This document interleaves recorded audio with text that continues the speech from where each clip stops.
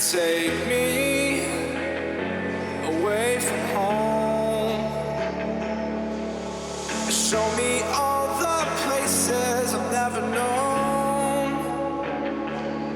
And we'll chase the night, race all of these broken dreams in flight. And we'll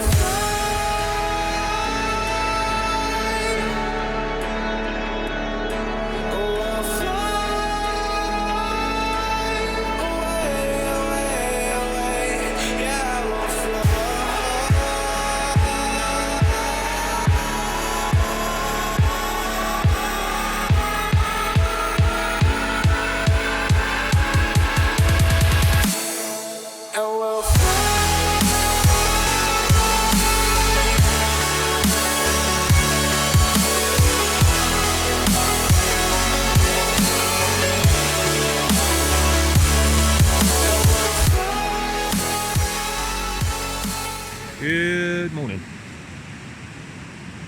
So we're still at the waterfall, and today we're going to head off toward Voss, which is meant to be a real nice town, quite big, and probably look for a campsite.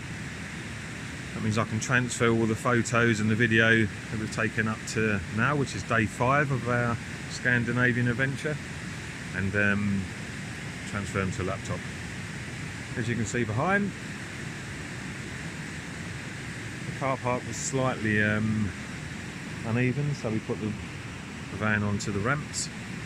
But this is a great location, people, if you find yourself in this area, of which I would have either shown you on the map by now, or I'll show you now. We set the alarm for 7:30 just in case we had people turn up, which we haven't, so yeah, great. I've got my wash bag underneath my armpit, and we're going to go and use the facilities. So Tony's just told me if I need to go to the loo, where they are, and I found them. They're at the top of this waterfall here, and apparently they're going to be more interesting for me than they are him. Let's have a look. Now, they're nice and clean, nice and bright. This is what you call a loo with a view.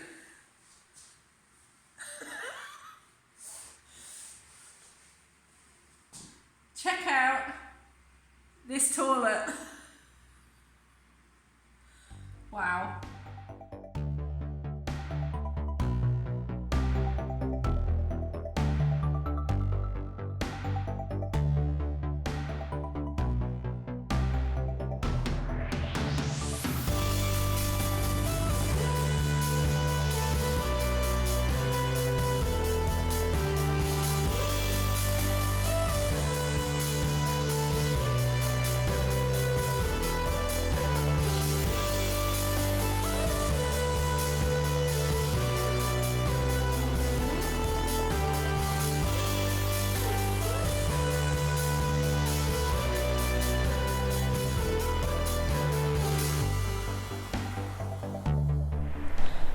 Right, we're in Flam at the moment, and we've pulled up on a campsite, which is absolutely gorgeous. They are quite pricey though, we found, haven't we? With I think about £35 a night for a camping pitch with electricity. So yeah, they're not the cheapest way to travel. So we're going to go and explore, and we'll take you with us.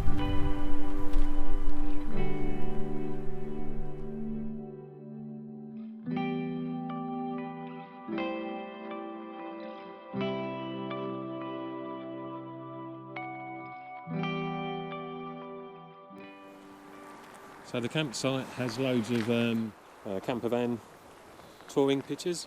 It also has loads of these little cabins here. The Flam itself is over here, with the main tourist railway running alongside it. And on the spot, as if I ordered it, here comes the scenic touring train. And another touring van. With another big Looks very similar to ours. It's some originality. Stop copying. But in the summer, this must be absolutely beautiful. Yeah. Blossom. Yeah.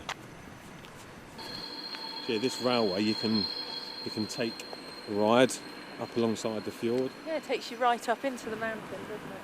Yeah.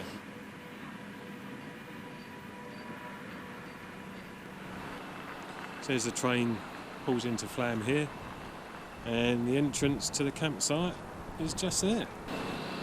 There's that proper camper over there. It's a rental. Oh yeah. Oh, it's got a nice pull-out step that I might. Got your spanner, got your Leatherman on you. I might quickly whip that off.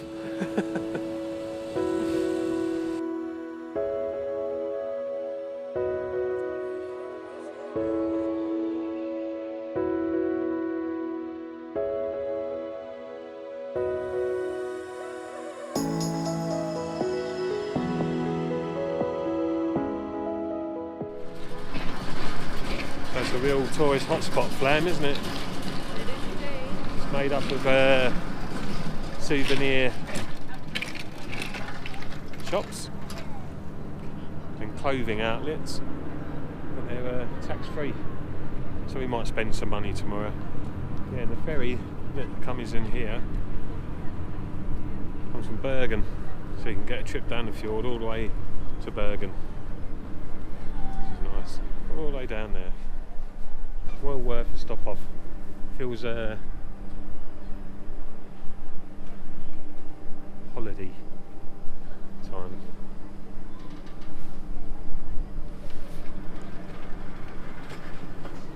More fur for Freddie.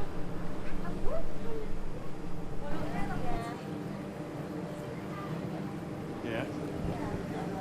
Here we go. Told ya. More fur for Freddie. Elastic colours. Oh yeah, that's nice. Feels like your chest hair. Now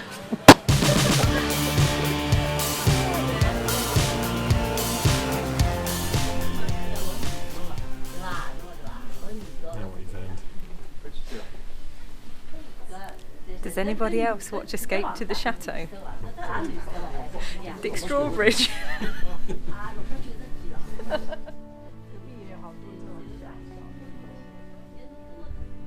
Glorious day.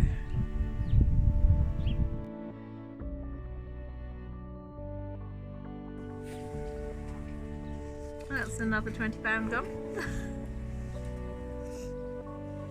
A £20 well worth spent though. What is that? I have no idea. Like a custard coconut, massive donut thing. Mm.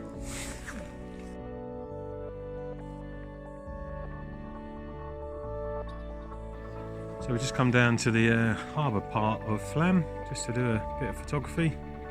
It's clear there. Taking a picture of the 4 huts behind us, and with the lovely fjord in the background there.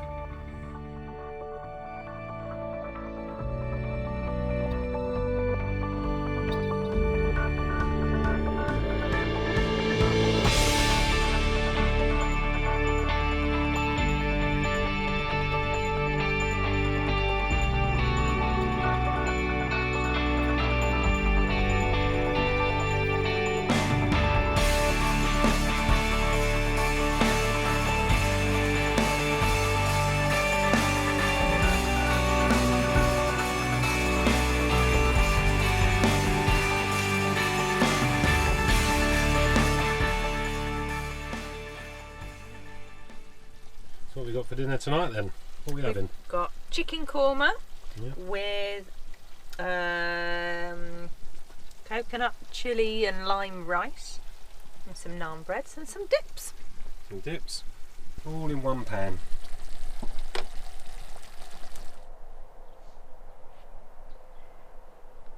good evening, it's now 7:20 in the evening, and to help burn the curry off that we've just had for dinner, we're going to walk up that little hill in the background there and see if it overlooks the fjord.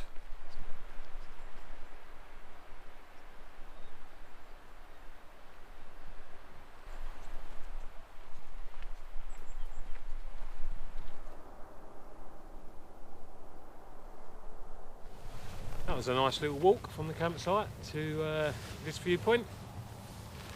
I think that took a grand total of 15 minutes.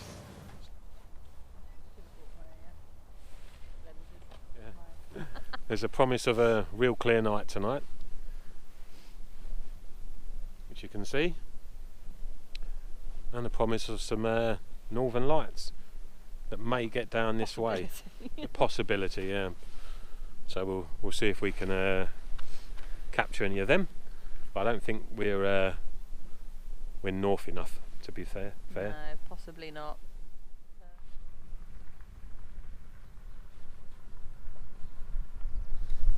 The moon's out. The sky is clear. Oh, freezing. Yeah. It's time to head back down. So have you warmed up, girl? Oh yeah, nicely now. All toasty in a onesie. And it'd be a shame to not get into my onesie. We look good. So that was a pleasant walk up to the top of the hill. Got us out for a few hours. Yeah. Until I couldn't feel my fingers anymore. So I think that's it for today. We're gonna clear the bed, just full of Claire's camera stuff, and then watch a film. So we'll see you in the morning. Good night. Night. Well, good morning from another stunning campsite location in Norway. What we thought we'd do today is just talk briefly about some of the preparation that we took in coming over, and some of the things to be aware of once you're over here. Okay, roads. Now the roads out here are amazing, especially this time of year. There's not many tourists on them apart from us. I think we've seen one or two other camper vans, so it's a relatively quiet time of year to come, which is really good. However, before you leave, make sure if you're in a van or a car, you give it a good service and ensure your brakes are up to standard, and change your engine oil, because especially in a van, a heavy van, your engine is going to be put to work. The other thing about roads that we weren't really accounting for is places to stay. So obviously back home there are plenty of back roads where you can just pull off and find somewhere quiet for the night. Obviously the terrain around here is somewhat different, and there aren't really back roads. There is the road from A to B, yeah, that goes either round a mountain or through a mountain. Loads of tunnels. Yeah, loads of tunnels, but not that many places to pull off. So we've had to find some sort of the odd picnic spots, that sort of thing. Campsites. There's not too many campsites around for mobile homes and camper vans. And also campsites can be quite pricey, can't they? Yeah, they can be, yeah. We found the cheapest really is about £30 a night. It is extremely expensive out here. Now we're not talking a 10-20% markup. In some cases, in most cases, you're talking at least 100% markup. We've seen bottles of Coke for £7. And who wants to pay £3 for a Snickers bar? Yeah, so when you pack your van, pack it as much, do loads of food prep before you come look at the meals you're going to eat, and yeah, be prepared. Obviously things like milk and fresh bread and cheese you might need to go and buy, but be prepared, it is going to sting your wallet. Yeah. Or purse. Yeah, we stopped for a coffee and a sandwich, didn't we? Yeah. In a little town. And just cheap caff, wasn't it? Yeah, just a little cheap caff, and that's literally all we had was a coffee and a sandwich, and it was just over 20 quid. So, and next on our agenda really is the weather. Yeah. Oh, it's wow. Changeable. Now that sounds silly coming from Britain, that it's changeable, but we don't mean it in, from day to day type of changeable. We're talking about on your journey, because as you start to travel around, you'll find when you're at the bottom on the roads that run alongside the fjords, the weather can be nice and sunny, and then you'll go through a tunnel and you'll be climbing up a mountain inside that tunnel, and you come out at the top and it is just snow and freezing. So be prepared for the weather, that's for sure. Yeah, there can be easily a sort of 15, maybe 20 degree difference in your journey, so be prepared. Make sure you've got sort of clothes for every type of weather situation, whether that be hot, cold, rainy. Yeah. And good sturdy shoes as well, because like I say, the terrain's interesting. So in Norway, they still allow the right to roam, but over here you've still got the right to roam, so you can still pull up anywhere you want. But motorhomes and camper vans are tolerated. They're not. It's not just a given. So be very, very respectful of your surroundings. Leave them as you find them, or better. Yeah. You know, if there's bits of rubbish around. Yeah, pick it up, take it with you, stick it in the bin. We're used to the tolls going through France, but we weren't prepared for the tolls in Norway. They don't really have. It's not a gated toll. You don't, you're not going up and then paying sort of a few quid or something. But you just drive through and they clock your number plate. And we had a quick look on the internet, and it does say it doesn't matter what country you're from, basically they'll find you and they will send you a bill for your toll. The last thing we're really going to say is really about the route. So before we came along, we done a lot of research with books, magazines, and YouTube. And we looked at the routes and the places that we wanted to see. So make sure you do that, and that will help you on your journey. It'll give you something to aim for, but allow a lot of time to do it. Some of these roads that follow the fjords take an inordinate amount of time to get around. They just go on and on and on. They're stunning. Every single minute there's a different view. So it's amazing on that side of things, but just plan your route out and enjoy the scenery and take your time. Take the slow road, and if you're in a van like ours, you'll have no choice. If you're in an old V-dub, an old V-dub camper, you're going to struggle. Some of the hills are extreme. We've been up an 11% incline, and poor old Freddie here who is in first, second, trying to get up around some of the switchback roads that are extremely tight. So it is all fun and fantastic views at the top. All part of the adventure. Yeah.